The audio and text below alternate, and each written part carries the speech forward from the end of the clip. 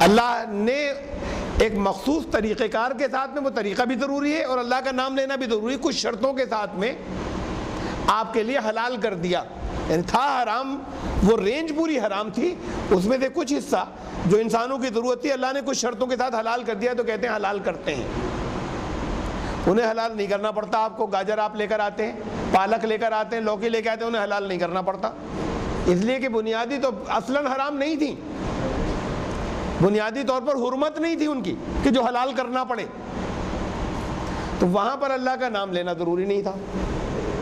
اب یہ دوسرا حصہ اس کا آ رہا ہے، اللہ کا نام لیا گیا ہو اور غیر اللہ کا نام نہ لیا گیا ہو، یہ دونوں شرطیں ہیں، تو یہ دوسری شرط بھی وہیں پر ہے ان چیزوں کے لیے جنہیں حلال کرنا تھا کہ غیر اللہ کے نام پر نہ ہوا ہو، کسی خواجہ صاحب کے نام پر نہ ہوا ہو، کسی بزرگ کے نام کے اوپر نہ ہوا ہو، کسی ولی کے نام پر نہ ہوا ہو، کسی نبی و پیغمبر کے نام پہ نہ ہوا ہو، اللہ کے نام پر ہوا ہو، ذبح ہو۔ تو اگر غیر اللہ کے نام پر ہوا ذبح تو حرام ہو جائے گا۔ تو یہ بھی یہ چیز بھی انہی کے لیے ہے، یہ شرط بھی اپلیکیبل وہیں پر ہے جنہیں حلال کرنا ہوتا ہے۔ تو جیسے سبزی ترکاری جو ہے اس کے لیے یہ شرط نہیں ہے کہ آپ اللہ کا نام لے کر کریں، ایسے یہ شرط بھی وہاں پر نہیں ہے کہ غیر اللہ کا نام نہ لیا گیا ہو۔ مثلا کسی نے لیا غیر اللہ کا نام تو آپ کے لیے حرام نہیں ہوئی، اس نے گناہ کیا، وہ ایک گناہ کا کام کیا، وہ گناہ اس کے عمل میں لکھا گیا، اس کا اسے حساب دینا ہوگا۔ غیر اللہ کا نام لیا اس نے تو سبزی کاٹتے وقت، کھیت سے لاتے وقت، آپ کے لیے حرام نہیں ہوئی۔ یہ جتنے غلہ آتا ہے مارکیٹ میں 90% کاشتکار یا کسان تو غیر مسلم ہیں، غیر مسلم مطلب ہندو ہیں، اور ہندو ہر کام پوجا سے شروع کرتا ہے اور درمیان میں جتنی تبدیلی آتی ہے ان پر پوجا کرتا ہے۔ گھر بناتا ہے تو بھومی پوجن پہلے کرتا ہے۔ آپ بھی اگر اللہ کا نام لیتے تو اچھا تھا، لیکن آپ ضروری نہیں سمجھتے، بہتر تھا کہ لیا ہوتا بنیادیں کھودتے وقت۔ حضرت ابراہیم جب کعبے کی بنیادیں کھود رہے تھے تو لیا تھا اللہ کا نام، دعائیں کی تھی اللہ سے اس وقت، وہ دعائیں پڑھ لیا کریں، اچھا ہے، لیکن آپ اسے ضروری نہیں سمجھتے، فرض ہے بھی نہیں۔ ہندو ضروری سمجھتا ہے، وہاں تو شگن اور اس کا حساب آتا ہے، بے برکتی کا، شبھ اور اشبھ کا، تو وہ نیا آفس میں شفٹ ہوتے وقت بھومی پوجن کرے گا، نئی تعمیر کے وقت بھومی پوجن کرے گا، اپنی فصل کو بوتے وقت وہ وہاں پر پوجا کرتا ہے، اپنی فصل کو کاٹ کے درمیان میں بھی کرتا ہے اور اپنی فصل کو کاٹ کر بھی پوجا کرتا ہے، تب لاتا ہے مارکیٹ میں۔ پوجاؤں کے بغیر یہ کم سے کم 3 پوجا ہوتی ہیں، غیر اللہ کا نام ہو گیا، دیوی دیوتاؤں کا، ان پر 90% غلہ جو مارکیٹ میں آ رہا ہے، آپ کے لیے تو سب حرام ہو جاتا، بڑی مشکل ہو جاتی ہے۔ تو اللہ نے اگر یہ پابندی رکھی ہوتی تو اور پھر وہ مارکیٹ میں آ کے سب مکس ہو جاتا ہے، یہ ہوتا ہے کہ بھائی صرف مسلمان والا کھائیں تو آپ مسلمان آڑتی سے لے لیجیے، اس کے بعد کسان تو سب غیر مسلم لا رہے ہیں۔ تو جیسے گوشت کی دکان ہو تو آپ کہیں غیر مسلم کی دکان سے نہیں لائیں گے، پتہ نہیں حلال ہے یا نہیں ہے، مسلمان کی دکان سے لائیں گے تو حلال ہی ہوگا۔ تو یہاں تک تو ٹھیک ہے، لیکن مسلمان ہی کی دکان سے غلہ لائیں گے تو کچھ پتہ نہیں کہ وہاں لائے تو غیر مسلم ہے، اگر یہ شرط ہوتی تو وہ سب غلہ حرام ہوتا آپ کے اوپر۔ اس لیے کہ یہ بات نون ہے اور معلوم ہے کہ پوجا کرتے ہیں، پوجا کر کے آیا ہوا ہے، غیر اللہ کا نام لیا گیا ان سب چیزوں پر، اس کا وہ عمل وہ اس کے لیے گناہ ہوا جس نے غیر اللہ کا نام لیا۔ کسی دوسرے کے کھانے کے لیے وہ چیز حرام نہیں ہوئی اپنے آپ میں، اور اگر ذبیحے پہ کسی نے غیر اللہ کا نام لیا تو اس کو گناہ تو ہوا، لیکن وہ چیز بھی حرام ہو گئی، اسی کے لیے نہیں، ہر ایک کے لیے حرام ہو گئی۔ یہ فرق ہے بنیادی دونوں میں۔ کیوں ہے یہ ڈیٹیل الگ ہے کہ اس قسم کے اوپر کیوں یہ بات رکھی گئی اور یہاں پہ کیوں نہیں رکھی گئی، یہ دونوں طرح کی لیونگ تھنگز میں کیا فرق ہے کہ جس کی وجہ سے یہ پابندی رکھی گئی، یہاں پر میں اس بحث کو نہیں لا رہا۔ اس فرق کو سمجھ لیجئے، لوگ سوال کرتے ہیں اس لیے پھر کہ جب ہمارے پرشاد لے کر آئے اب ہم کیا کریں۔ یہ بڑی باریک، بڑی سینسیٹیو بات ہے، جی عام تصور جو ہے اس کی جب اس کے جواب میں دیتا ہوں تو بڑی سینسیٹیو بات ہے، لیکن ڈیٹیل سے سمجھنے کی ضرورت ہے اس بات کہ وہ چیز اپنے آپ میں ناپاک نہیں ہوئی. وہ لڈو لائے یا مٹھائی لائے، برفی ہو تو برفی ناپاک نہیں ہوئی، جیسے وہ گیہوں ناپاک نہیں ہوتا. اس نے جو شرک کیا وہ اس نے گناہ کیا، اس کو حساب دینا ہوگا، لیکن وہ چیز ناپاک نہیں ہوئی غیر اللہ کا نام لینے سے، دیوی دیوتاؤں کا نام لینے سے. وہ حلال ہے. اس کے لینے میں دوسری قباحت ہے، اس کے قبول کرنے میں. اس کو اگر ادب سے آپ قبول کر رہے ہیں تو آپ یہ میسج دے رہے ہیں، جو لوگ بھی دیکھ رہے ہیں ان سب کو یہ، اور اس کو بھی جو آپ جس سے لے رہے ہیں اس کو یہ میسج دے رہے ہیں کہ ہم بھی تمہارے شرک کی تائید کر رہے ہیں، اگر ادب احترام سے اس سے آپ قبول کر رہے ہیں. اس لیے اس میں یہ قباحت ہے، نہ کہ وہ چیز حرام ہو. اگر اس پہ یہ واضح آپ کر سکیں کہ تم نے دیوی دیوتاؤں کے نام پر، تم نے غیر اللہ کے نام پر اس کو لے کر آ رہے ہو، ہم ایک اللہ کے نام سے کھائیں گے اور تمہیں بھی ایک ہی اللہ کے نام سے ہر چیز کو لینا چاہیے تھا. اگر یہ وضاحت کر سکیں، یعنی یہ میسج نہیں جائے کہ ہم اسے اپروو کر رہے ہیں بلکہ اور ریسپیکٹ کر رہے ہیں اس کی، تمہارے لیے قابل احترام ہے، ہمارے لیے بھی اس لیے قابل احترام ہو گیا، یہ نہ میسج اس کو جائے نہ دوسروں کو جائے، تو وہ چیز حرام نہیں ہوئی اپنے آپ میں. اس کو اگر آپ اس محبت کے ساتھ میں، اس انداز میں کہ اس کے مذہبی جذبات ہرٹ نہ ہو، اور اس انداز میں اس کو بتا سکیں تو آپ اللہ کا نام لے کر کھا سکتے ہیں. چیز ناپاک نہیں ہوتی کھانے کی، اگر وہ نہ ہو جن چیزوں کو ذبح کرنا ہوتا ہے، ذبیحے کی قسم میں سے نہ ہو، گوشت، وہ ہر ایک کے لیے ناپاک ہو گیا. اگر وہ اس پہ غیر اللہ کا نام لیا گیا تھا ذبح کرتے وقت، کرنے والے کو تو گناہ ہوا، گوشت بھی ناپاک ہو گیا، حرام. اور جس گیہوں کے اوپر یا جس مٹھائی پہ غیر اللہ کا نام لیا گیا تھا وہ ناپاک نہیں ہوئی، وہ حلال ہے. اس کو لینے میں یہ قباحت ہے، وہ آپ کلیئر کر دیجئے، ورنہ مت لیجئے. اگر یہ نہیں کلیئر کر سکیں تو تعلق اور محبت کے ساتھ میں. پھر اس آیت کا یہ آخری حصہ، فَمَنِ اسْتُرَّ غَيْرَ بَاغٍ وَلَا عَادٍ فَلَا إِثْمَ عَلَيْهِ إِنَّ اللَّهَ غَفُورٌ رَحِيمٌ. پھر جو کوئی اضطراری کیفیت میں پھنس گیا، اس کی نیت جو تھی وہ گناہ کی نہیں تھی، اس کی نیت حدیں توڑنے کی نہیں تھی، اس کو گناہ نہیں ہوگا. اللہ مغفرت فرمانے والا اور رحم فرمانے والا ہے. اصول یہ ہے کہ جو اضطرار کی حالت میں پھنس جائے اس کو حرام کا گناہ نہیں ہوگا. اس سے یہ بات خوب ہے، یعنی اس میں ڈیفرینشیٹ کرنا ضروری ہے. اس بات کو خوب سمجھ لیں، اسے ضرور ڈیفرینشیٹ کریں کہ یہ نہیں کہا جا رہا کہ اضطرار کی حالت کے اندر وہ چیز حلال ہو جائے گی، یہ نہیں کہا جا رہا. حرام حرام رہے گی، حرام کا گناہ نہیں ہوگا اضطرار کی حالت. حرام حلال نہیں بنے گا کبھی. دونوں میں بڑا فرق ہے، اور فرق سے مسائل کے بڑا فرق پڑ جائے گا فقہ کے، اگر اس باریکی کو نہیں سمجھے تو.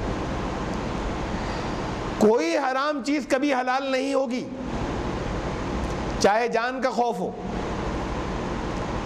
حلال نہیں ہو سکتی، حرام ہی رہے گی.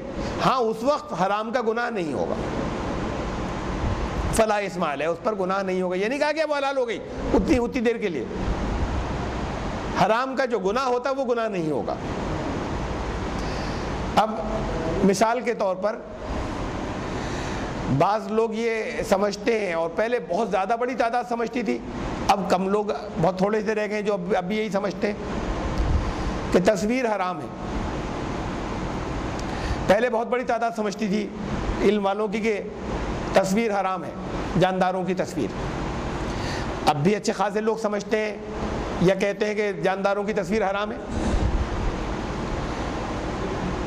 پہلی بات تو یہ کہ وہی لوگ، پہلے تو میں ابھی ان کی بات کر رہا ہوں کہ جو پہلے سمجھتے تھے اور اب نہیں سمجھتے. مثال کے طور پر جماعت اسلامی کے کسی بھی جرنل میں، کسی بھی جریدے میں، کسی رسالے میں کبھی تصویر نہیں چھپتی تھی، اس لیے کہ تصویر حرام ہے. اب ان کے بہت سے رسالوں کے اندر آفیشل آرگن میں خوب فوٹو چھپتے ہیں تو اس کا مطلب حرام نہیں سمجھتے. کیا حرام حلال ہو گیا اس بیچ میں؟ اس درمیان میں، تو اس درمیان میں تو حرام حلال نہیں ہوا۔ ہاں پہلے یہ ہو سکتا ہے کہ پہلے سمجھنے میں یہ بات غلطی ہوئی اور اب اس کو سمجھ کر یہ سمجھاؤ کہ نہیں ہم نے پہلے غلط سمجھا تھا، حرام نہیں ہے، بلکہ اچھے استعمال اس کا اور ضرورتوں کے لیے اور دین کے لیے یا اس کا جو فائدے انسانوں کی بھلائی کے لیے جو استعمال ہو وہ حلال ہے، اسے وہ حرام نہیں ہے۔ اب یہ سمجھا، حرام حلال نہیں بنا، انڈرسٹینڈنگ میں فرق ہو گیا۔ اب بھی کچھ لوگ سمجھتے ہیں حرام ہے، بہت سے میں ان کی بات کروں، پہلے بھی سمجھتے تھے حرام ہے بعض گروہ، اور آج بھی کہتے ہیں کہ نہیں حرام ہے۔ حج کو جانے کے لیے جب پاسپورٹ میں فوٹو لگتا ہے تو لگواتے ہیں، اور دلیل اس کی یہ دیتے ہیں کہ یہ مجبوری میں ہوا، مجبوری حرام ہے لیکن مجبوری میں کیا۔ ایک اصول تو یہ سمجھ لیے کسی مجبوری میں کوئی حرام حلال نہیں ہوتا۔ بات قرآن نے اضطرار کی ہے، مجبوری نہیں کہا، اضطرار کی ہے، مجبوری کی نہیں کی۔ اضطرار اور مجبوری میں فرق ہے۔ اب مجبوری تو پتہ نہیں کن کن چیزوں کو بنا دیا جائے گا۔ اضطرار کا مطلب ہے کہ ایسی حالت جو ناقابل برداشت ہو رہی ہے، ضروری نہیں موت کا خوف، لیکن اتنی بھوک برداشت سے باہر ہے،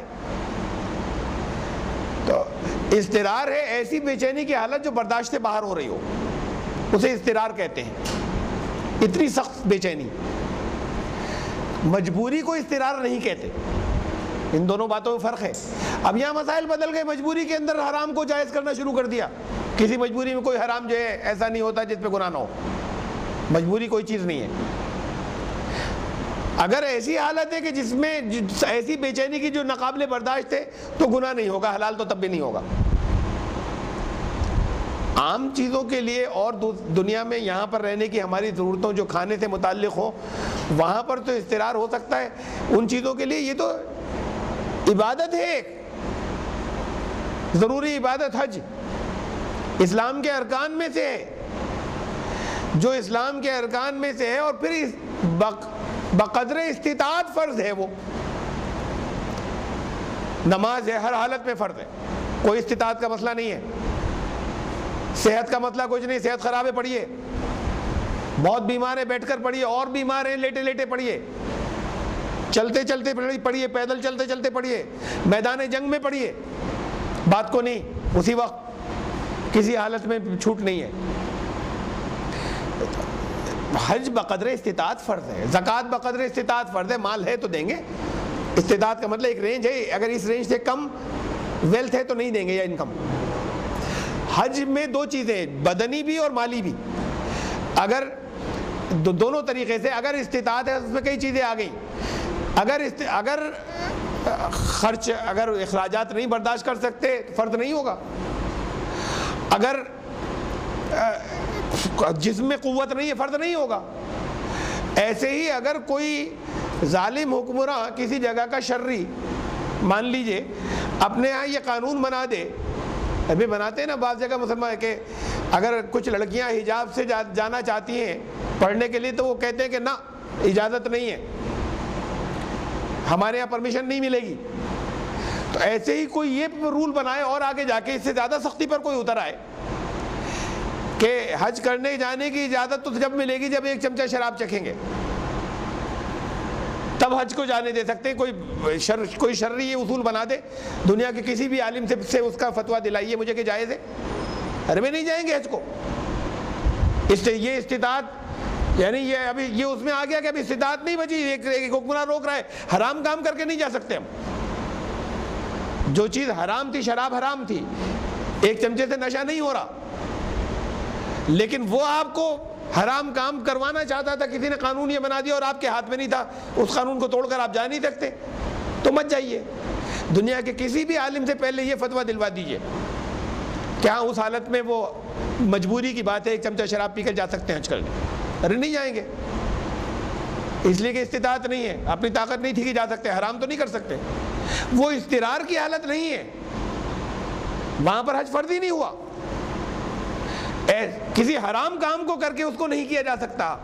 شرط اگر یہ لگ گئی کہ حرام کرنا ضروری ہوگا تو مت کریے حج. اگر یہ حرام ہے تو مت جائیے حج کے لیے فوٹو لگا کر جو حرام سمجھ رہے ہیں. وہ تو علماء جنہوں نے ضروری قرار دیا, یا میں انڈین گورنمنٹ کی بات نہیں کر رہا, میں تو ان کی بات کر رہا ہوں سعودی گورنمنٹ کی, کہ ان کے یہاں کے علماء کے نزدیک تو حرام نہیں ہے. وہ تو وہاں پر دوران حج عبادتوں کے اور نمازوں کے بھی فوٹو جو ہیں فوٹوگرافی کرتے ہیں اور لیتے ہیں تو ان کے نزدیک تو حرام نہیں, وہ تو حرم میں فوٹوگرافی جاری رہتی ہے, دوران نماز بھی. لیکن اگر آپ کے جن کے نزدیک حرام ہے وہ اسے کسی مجبوری کی وجہ سے حلال نہیں کر سکتے کہ صاحب یہ مجبوری تھی کہ حج کو جانا تھا. اگر یہ مجبوری تھی حج کو جانا تھا تو پھر شراب بھی جائز ہو جائے گی اگر کہیں قانون بن جائے گا تو اگر اس پر فتویٰ نہیں لیا جا سکتا کہیں سے کہ نہیں شراب نہیں پی سکتے حج کو مت جائیے, یا تو اسے بھی جائز قرار دیں, تو فوٹو بھی نہیں لگا سکتے.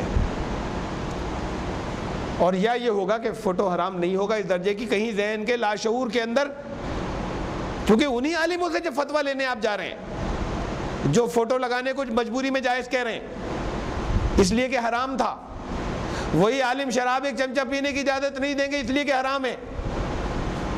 تو اس کا مطلب یہ کہ وہ فوٹو کی اجازت دے رہے ہیں کہ مجبوری ہے. اس کا مطلب ہے کہ کہیں لاشعور میں یہ بات ہے, شعور میں تو نہیں ہے, لیکن تحت الشعور میں سب کانشیس میں کہیں پر یہ بات ہے کہ نہیں حرام نہیں ہے, اتنی سخت بات نہیں ہے. یہ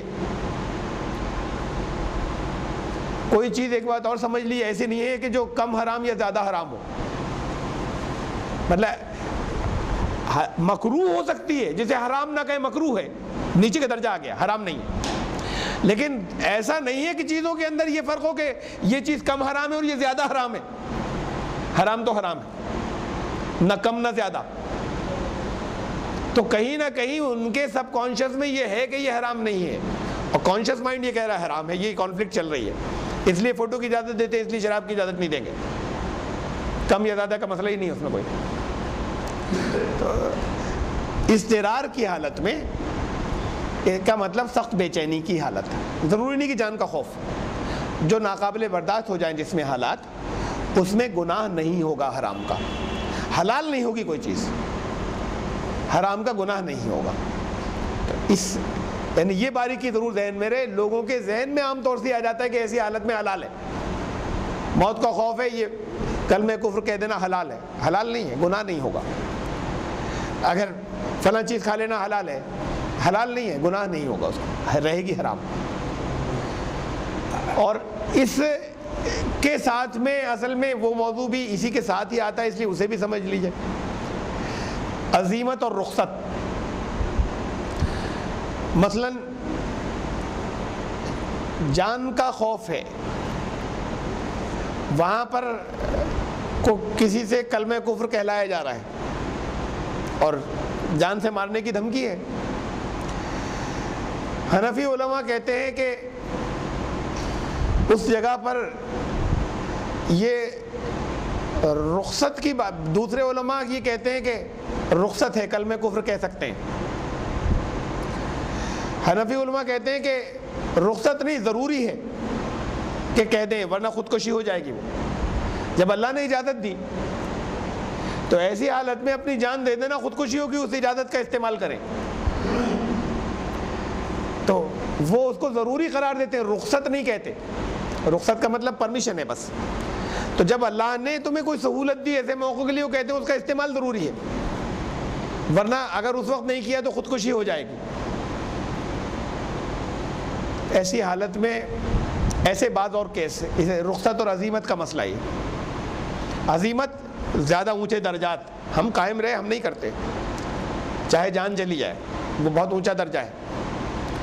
رخصت ہاں اجازت ہے, کر لیں, گناہ نہیں ہوگا, لیکن یہ اونچے درجات والی بات نہیں ہوئی. یہاں پر اس کو ہم رخصت, بات صحیح یہ ہے, یعنی صحیح یہی سمجھ میں آتی ہے کہ اسے رخصت ہی شمار کیا جائے گا جہاں پہ یہ کہا گیا کہ گناہ نہیں ہوگا. یہ نہیں کہا گیا کہ اللہ نے تمہارے لیے سہولت رکھی ہے کہ تمہارے لیے ان دنوں میں, اگر ان دنوں میں حلال کر دیا گیا, اسے ہم سہولت نہیں کہیں گے, اسے یہاں پر صرف اتنی بات کہی کہ گناہ نہیں ہوگا. تو ایسی چیز ہے کہ جہاں پر گناہ نہیں ہو رہا اس وقت ان چیزوں کا ایسی حالتوں میں استعمال کر لینا اسے ہم رخصت کہہ سکتے ہیں. اور جو لوگ اس کے اوپر قائم رہے وہ عزیمت کا پہلا جان نہیں کرتے برائی اور جان دے دی. پھر کتنے ہی وہ لوگ جنہوں نے اس سے نہیں ہٹے, حق سے نہیں ہٹے اور جان دے دی, انہوں نے جان نہ دی ہوتی. حجاج بن یوسف نے قتل کیا سعید بن جبیر کو, مشہور واقعہ ہے,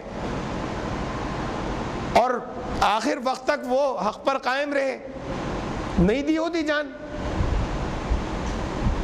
وہ لوگ جنہوں نے اذیتیں برداشت کی, حضرت بلال اور حضرت خباب اور یہ ان کے حضرت یاسر, ان کی قربانیاں تو سب بیکار جائیں گی. کلمہ کفر کہہ دیتے, ساری قربانیاں ختم ہو جائیں گی.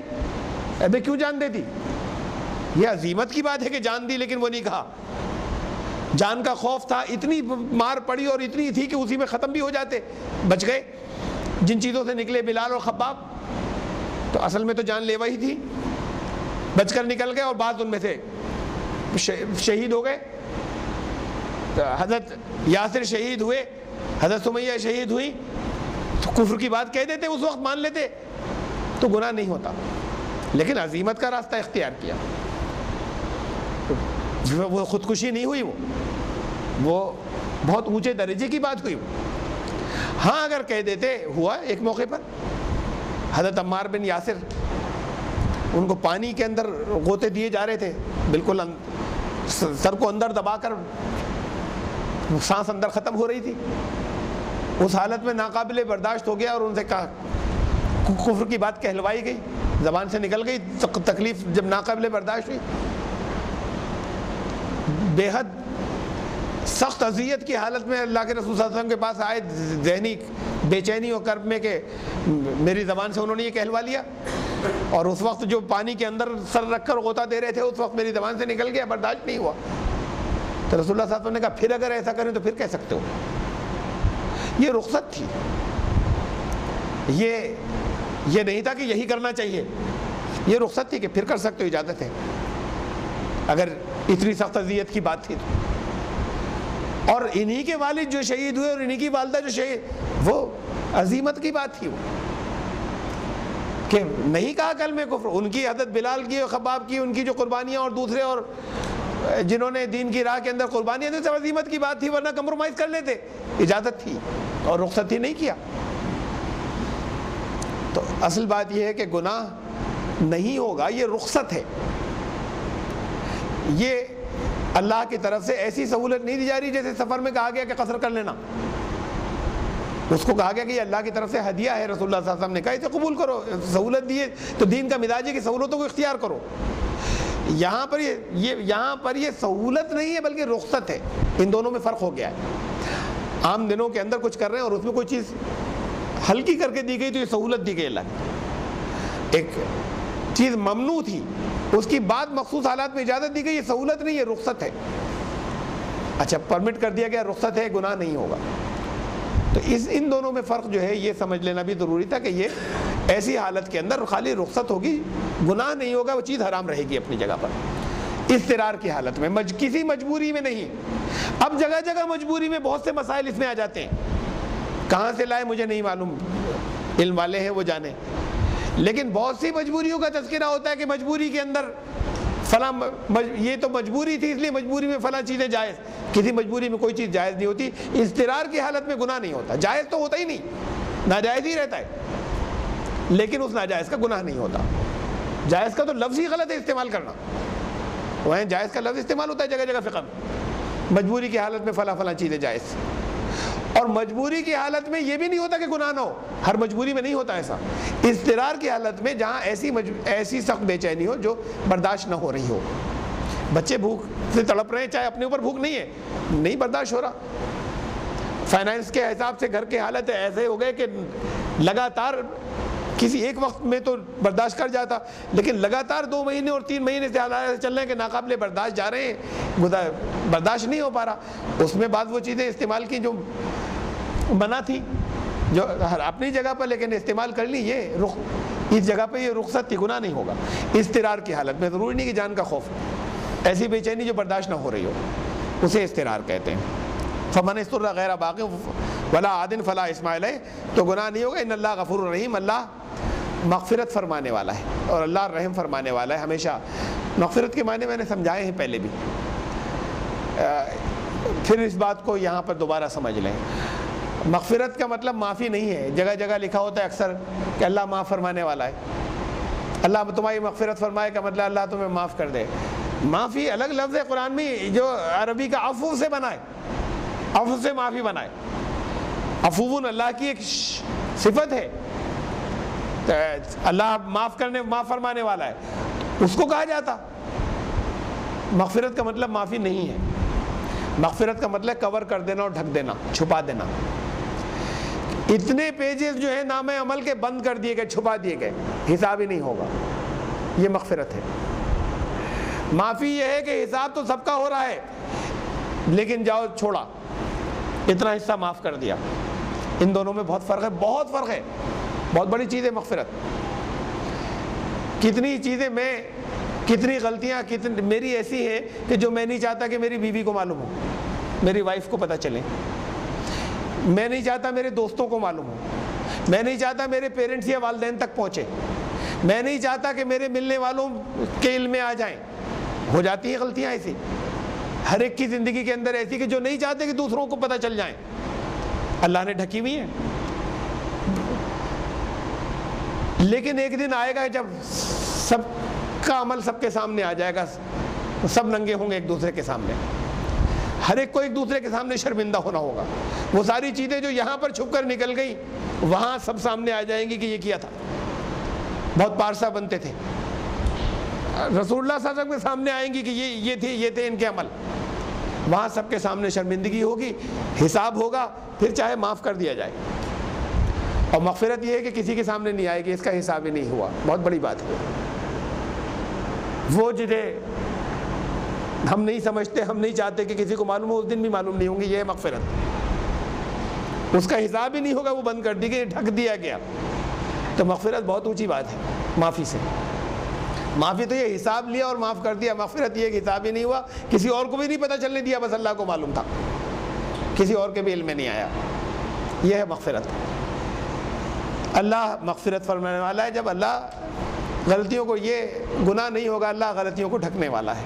ہو گئی غلطی، لیکن غلطی کی اس وجہ سے کی کہ حالات سخت اضطرار کے تھے، تو ان غلطیوں کو اللہ تعالیٰ ڈھک دے گا. اور اللہ رحیم ہے، مسلسل رحم کرنے والا. یہ اس کی رحمت کی وجہ سے ہے، اس لگاتار تسلسل کے جس کی وجہ سے اللہ نے تمہیں یہ رخصت دی اور یہ اجازت دی.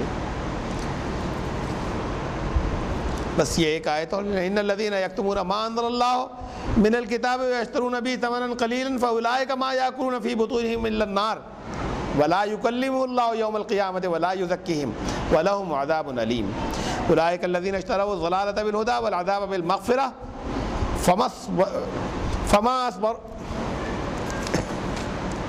فما اصبرهم علی النار ذلک بأن اللہ نزل الکتاب بالحق وَإِنَّ الَّذِينَ اخْتَلَفُوا فِي الْكِتَابِ لَفِي شِقَاقٍ بَعِيدٍ.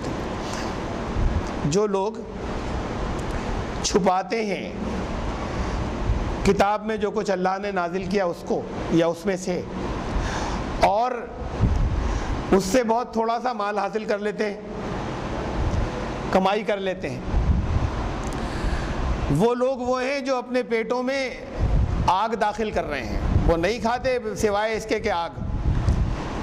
اور قیامت کے دن اللہ ان سے کلام نہیں فرمائے گا. کلام نہیں فرمائے گا مطلب ان کی رعایت کوئی نہیں کرے گا. کلام نہیں فرمانے کا یہ مطلب نہیں کہ کوئی بات نہیں ہوگی. یہ تھا کہ مطلب یہ کہ وہ کلام محبت، یہ وہ جو درگزر اور معافی والا وہ نہیں ہوگا. اور ان کو تزکیہ نہیں کرے گا، پاک نہیں کرے گا. کا مطلب ان کی غلطیوں کو جو معافی کر دینا چاہیے نہیں کرے گا. وَلَهُمْ عَذَابٌ عَلِيمٌ، ان کے لیے بڑا دردناک عذاب ہے، بڑا درد کا عذاب ہے. وہ لوگ جو چھپاتے ہیں اللہ نے جو کچھ نازل کیا کتاب میں اسے. تذکرہ چل رہا ہے پہلے تو کنٹیکسٹ میں سمجھیے، پھر عام معنی سمجھیے. دونوں قرآن شریف کی آیات اصول ہر جگہ جو اپلائی ہوگا وہ بھی، اور کنٹیکس میں بھی دیکھیے کہ یہاں کس کنٹیکس میں کہا جا رہا ہے، دونوں معنی ہیں۔ کنٹیکس چل رہا تھا حلال اور حرام کا، جو چھپاتے ہیں کہ اللہ نے حرام کی، اللہ نے حلال کی، لیکن چھپائے ہوئے ہیں۔ اللہ نے ہیں بہت سے جو اپنے مفاد کے لیے چھپاتے ہیں، یہودیوں میں سے، عیسائیوں میں سے۔ اللہ نے حرام کیا، انہوں نے کہا نا شریعت وریعت کچھ حرام نہیں، وہ شریعت تو بدکاروں کے لیے ہوتی ہے۔ سینٹ پال نے کہا، حضرت عیسیٰ کی باتیں ختم کر دی، شریعت تو بدکاروں کے لیے ہوتی ہے، تم تو اللہ والے ہو، تمہارے لیے کچھ نہیں، وہ تو چور و چکوں کے لیے ہوتی ہے قانون۔ تو اللہ نے جو باتیں اپنی کتاب میں، اور ان کتاب میں کیا تھا، متی کی انجیل 5:17 5واں چیپٹر اور ان کی ورس نمبر 17، متی کی انجیل دا گاسپل آف سینٹ میتھیو، اس میں لکھا ہے کہ حضرت عیسیٰ نے کہا کہ میں کچھ بھی، میں لا کو، میں شریعت کو اور توریت کی چیزوں کو منسوخ کرنے نہیں آیا ہوں۔ I have not come to repeal them but to fulfill them، میں ان پہ عمل کرانے آیا ہوں، منسوخ کرنے نہیں آیا۔ حضرت عیسیٰ کہہ رہے ہیں، انجیلوں میں موجود ہے، اور عیسائی جو ہیں ان کے لیے شریعت منسوخ ہو گئی۔ حضرت عیسیٰ کی بات تو یہ ہے کہ میں منسوخ کرنے نہیں آیا ہوں جو شریعت آئی تھی۔ اور سینٹ پال جو حضرت عیسیٰ کے خود ساختہ حواری تھے، خود ساختہ، ان کی زندگی میں ان کے خود اپنے قول کے، خود اس کا اپنا قول ہے۔ حضرت عیسیٰ کے اٹھائے جانے کے بعد یہ آیا، اس کا نام ساؤل تھا پہلے، بعد کو سینٹ پال پڑھا، پولس بعد کو پڑھا پال، پہلے ساؤل تھا۔ اس نے آنے کے بعد یہ کہا، حواریوں کے پاس آیا، آنے کے بعد یہ کہا کہ وہ مجھے رویا میں نظر آئے، مطلب جاگتے میں ایک ایسی حالت طاری ہوئی کہ جیسے سب کچھ ختم ہو کے چیزیں نظر آ رہی ہوں، میں نے دیکھا تھا عیسیٰ کو، اور خود ہی کہا، اپنے ہی اسٹیٹمنٹ ہے کہ ان کی زندگی میں کوئی موقع ان کو دکھ پہنچانے کا نہیں چھوڑتا تھا میں، اور جانی دشمن تھا۔ وہ مجھے نظر آئے، انہوں نے مجھ سے کہا کہ تو مجھے کیوں ستاتا ہے ساؤل، تو مجھے کیوں دکھ دیتا ہے؟ میرے اوپر ایک لرزہ طاری ہو گیا، میں فوراً قدموں میں گر گیا اور سجدوں میں گر گیا میں، اور میں نے معافی مانگی اور بہت رویا۔ انہوں نے کہا جا، میں نے تجھے اپنا حواری بنایا، اپنے ڈسپل میں داخل کیا، تو انہوں نے مجھے اپنا حواری بنا لیا۔ آ کے اس نے کہا کہ میں بھی حواریوں میں شامل ہو گیا۔ اب جو اصلی حواری تھے انہوں نے بہت کا جھوٹ بک رہا ہے، بیوقوف ہے، یہ بیوقوف بنا رہا ہے۔ پبلک کو چمتکارک باتیں زیادہ پسند آتی ہیں، زندگی بھر جنہوں نے قربانیاں دی ان کی بات کو نہیں مانا، اور وہ جو زندگی بھر جانی دشمن رہا، اس نے ایک پھر دین کو خراب کرنے کی سازش نکالی کہ ان کے چلے جانے کے بعد یہ کہہ رہا ہے کہ اب بنا لیا انہوں نے مجھے حواری۔ اب ان لوگوں نے بہت کہا، اب یہاں پہ تو چمتکار ہوا تھا کہ اب ایسے جانی دشمن کو انہوں نے اپنے گزر جانے کے بعد بھی درشن دیے، اور درشن دے کے اپنا حواری بنا لیا، پبلک نے مان لیا۔ وہ لوگ بہت کہتے رہے، اور پبلک اب انہوں نے کہا کہ کچھ ہی دن کے بعد انہوں نے کہا کہ شریعت منسوخ، شریعت بدکاروں کے لیے ہوتی ہے، تم تو ایمان لانے والے، ایمان لانے والوں کے لیے قانون نہیں ہوتا، قانون چور و چکوں کے لیے ہوتا ہے۔ بڑے خوش ہوئے لوگ، شریعت منسوخ۔ اب انہوں نے بہت کہا کہ ارے بکرا یہ جھوٹا ہے، ان کا اسی کی بات مانی گئی۔ تو ساری عیسائیت کو، یعنی عیسائیت نہیں، یہ جتنا جو کچھ بھی حضرت عیسیٰ کی باتوں کو کمپلیٹ، آج جتنی بھی عیسائیت ہے وہ سب سینٹ پال کی ہے، حضرت عیسیٰ کی تعلیمات نہیں ہے، سب بدل دی، لوگوں نے مان لیا۔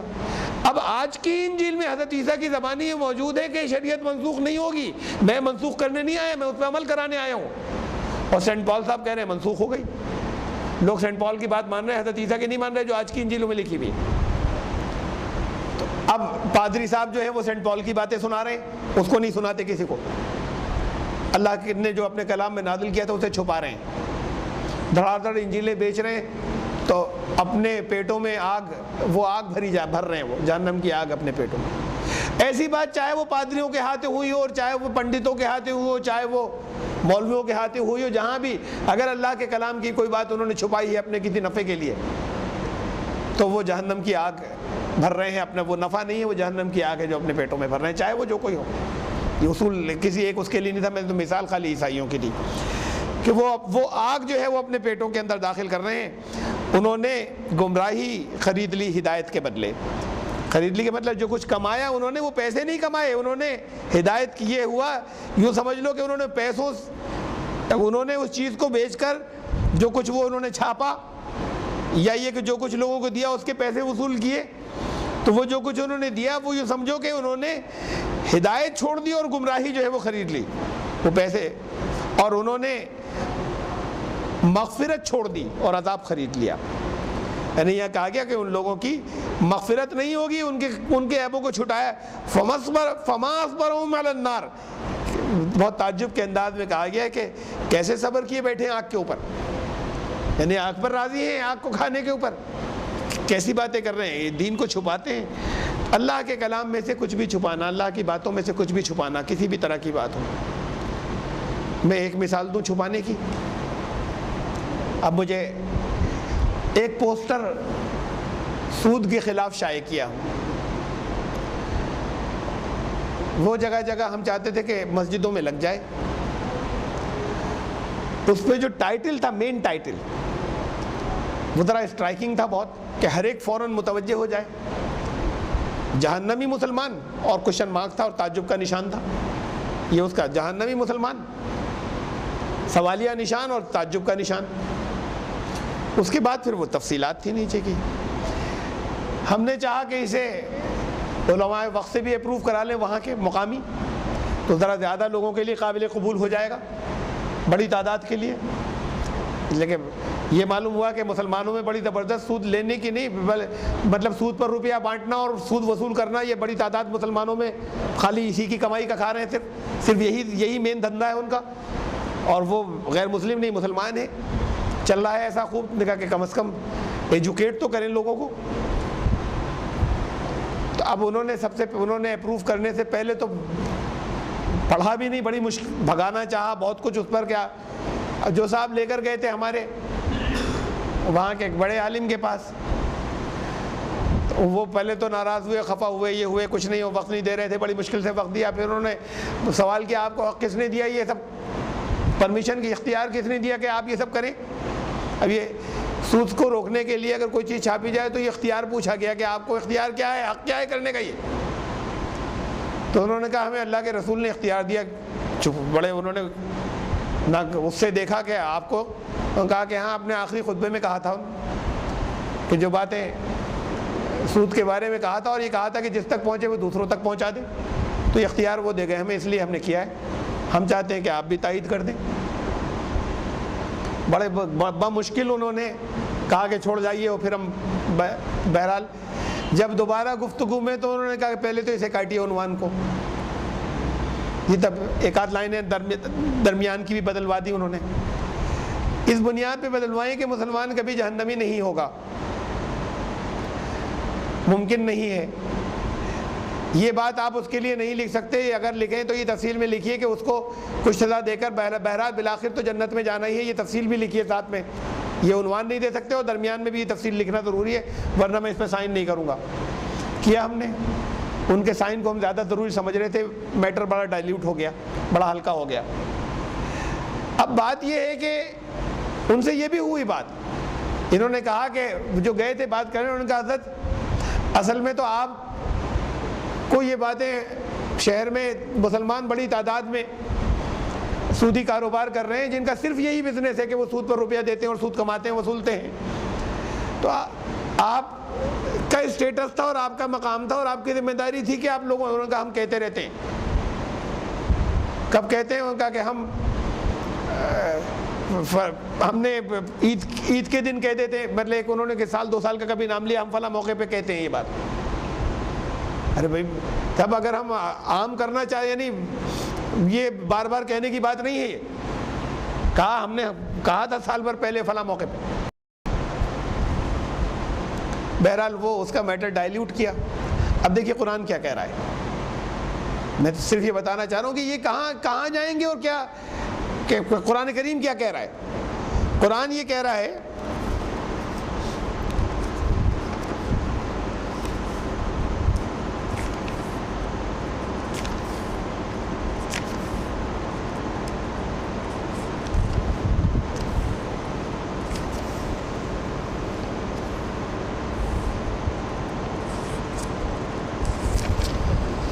الذین یاکلون الربا, جو لوگ سود کھاتے ہیں. مسلم غیر مسلم کی بات نہیں ہو رہی ہے. یہ نہیں ہو رہا کہ صرف کافر یا مشرک کو کہا جا رہا ہے, یہ سب کو کہا جا رہا ہے. وہ لوگ جو سود کھاتے ہیں, لا یقومون الا کما یقوم الذی یتخبطہ الشیطان من المس, وہ ایسے قائم، وہ تو قائم ہی نہیں ہوگا وہاں پر آخرت کے روز آخر میں، لیکن اس کا قائم ہونا وہ ایسے ہی ہوگا کہ جیسے شیطان نے کسی کو مجنون خپتی پاگل کر دیا ہو چھو کر اس کی. ذالک بانہم قالوا انما البیع مثل الربا، اس لیے کہ وہ یہ کہتے ہیں کہ یہ کیا، یہ تو تجارت ہی ہے، حالانکہ اللہ نے تجارت کو وَأَحَلَّ اللَّهُ الْبَيْعَ وَحَرَّمَ الرِّبَا، حالانکہ اللہ جو ہے اس نے حلال کیا ہے تجارت کو اور حرام کیا ہے اس نے سود کو. فمن جاؤ موعظۃ من ربی، تو جس کے پاس یہ اللہ کے حکم پہنچ جائے نصیحت، فانتہا فلہ ما سلف، تو وہ اس کو پھر رکنا ہوگا، جو کچھ گزر گیا اس کی بات الگ ہے، لیکن اب نصیحت پہنچنے کے بعد پھر رکنا ہوگا. ومن عاد، اور پھر اس کے بعد جس نے کی نافرمانی نصیحت پہنچنے کے بعد، فاولئک اصحاب النار هم فیہا خالدون، وہ آگ والے ہیں جہاں انہیں رہنا ہوگا. یہ تو کئی سب کے لیے، جس میں مسلمان اور غیر مسلم دونوں شامل ہیں. اب اس کے بعد ذرا سا اسے بھی دیکھ لیجئے.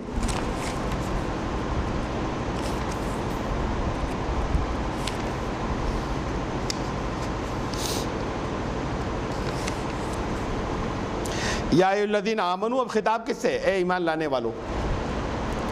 اب یہ سب کے لیے نہیں، یہ تو خاص طور سے صرف ان کو کہ جو ایمان لانے کا دعویٰ کر رہے ہیں ان سے کہا جا رہا ہے اے ایمان والو لا تاکلوا الربا اضعافا مضاعفا واتقوا اللہ لعلکم تفلحون.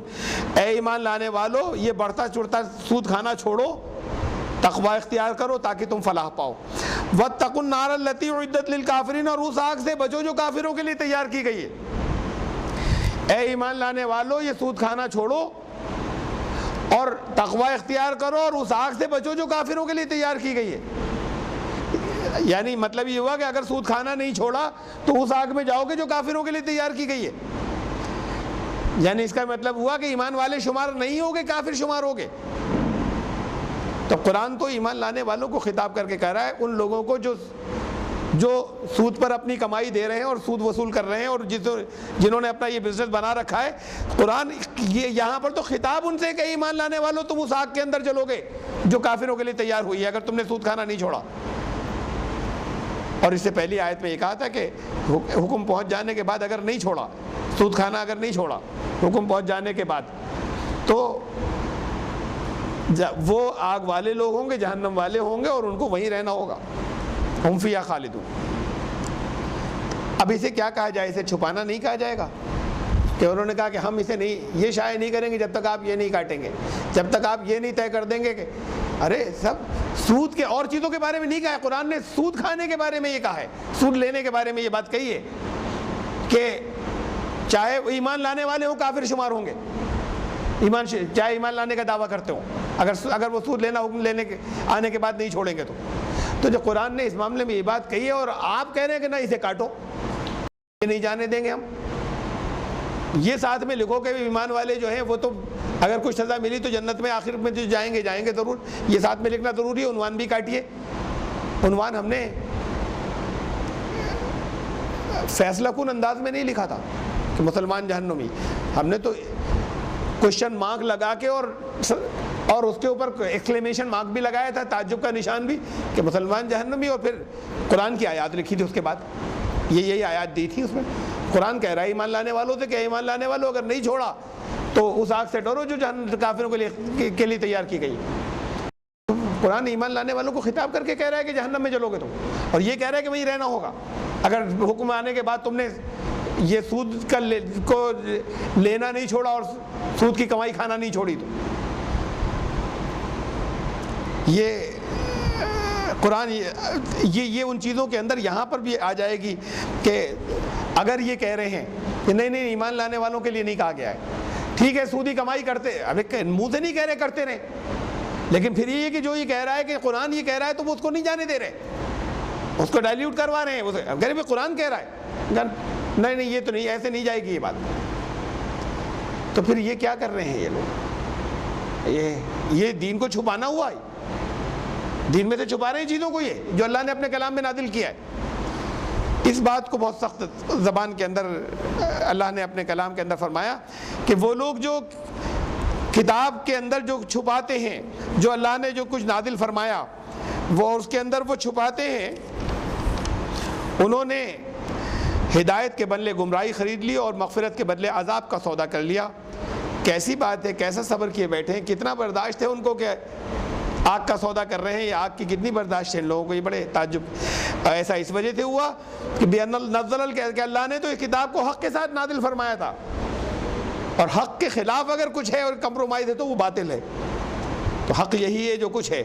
تو یہ اس لیے ان کو آگ میں جانا پڑے گا، اس لیے وہ لوگ جو ہیں ہدایت کے بدلے وہ گمراہی کا سودا کر رہے ہیں، جو اس میں سے چھپا رہے ہیں کہ حق میں سے کچھ بھی چھپانا جو ہے وہ گمراہی ہے اس میں۔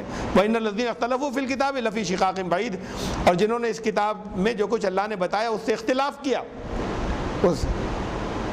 تو وہ اپنی مخالفت میں بہت دور نکل گیا۔ یعنی وہ مخالفت کر رہا ہے اللہ کے کلام کی، اور مخالفت ہی نہیں کر رہا، مخالفت میں بڑی دور نکل گیا۔ بڑی دور نکل گیا کا مطلب اب کوئی گنجائش نہیں بچی اس کی مغفرت کی۔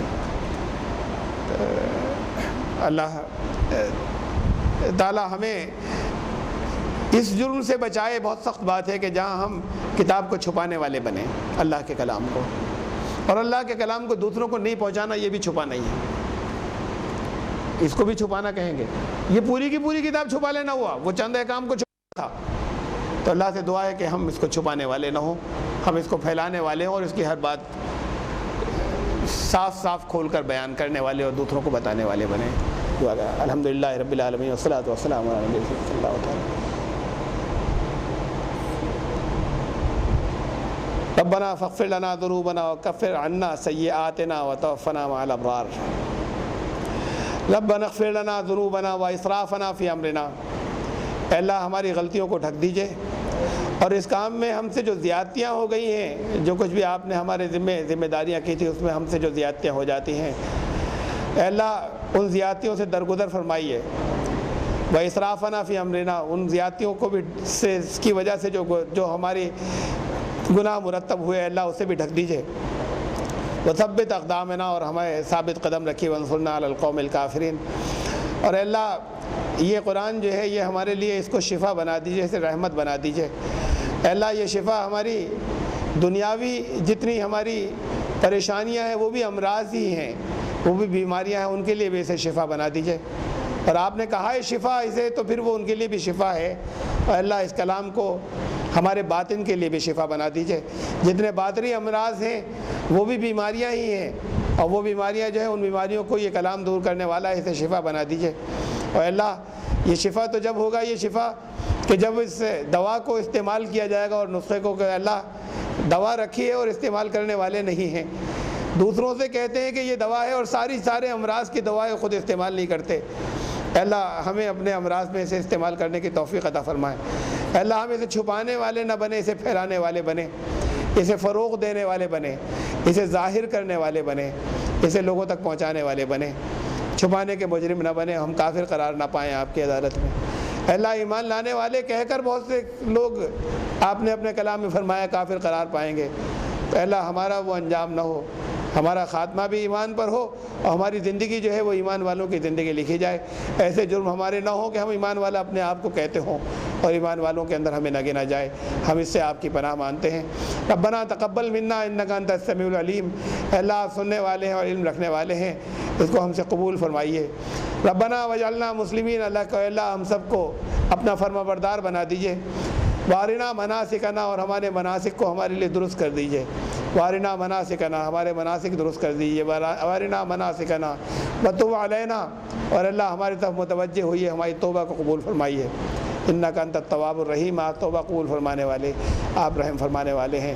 وصلی اللہ تعالی علی خیر خلق محمد و آلہ و صحبہ اجمعین۔